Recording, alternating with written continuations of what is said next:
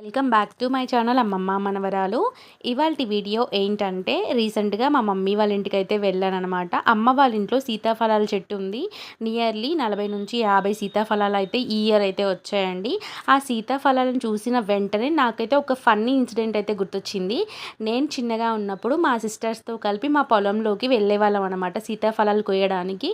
వాళ్ళు ఏమన్నారంటే కళ్ళు తెరిచిన సీతాఫలాలు మాత్రమే కొయ్యమని చెప్పేవారు. నేను అనుకున్నాను కళ్ళు ఓన్లీ మనుషులకు మాత్రమే ఉంటాయి కదా, సీతాఫలాలకి కళ్ళు ఎలా ఉంటాయి అని చెప్పి నాకు పెద్ద డౌట్ వచ్చేది. నాకు ఐడెంటిఫై చేయడం కూడా రాదనమాట ఫ్రూట్ అప్పట్లో. మీరు కూడా నాలాగే రిలేటబుల్ అయితే ఈ వీడియోకి ఖచ్చితంగా కామెంట్ చేయండి.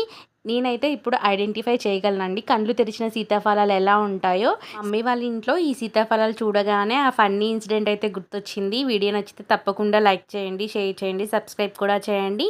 మరిన్ని వీడియోస్ కోసం అయితే మన ఛానల్ అయితే ఫాలో అయ్యండి. Thank you.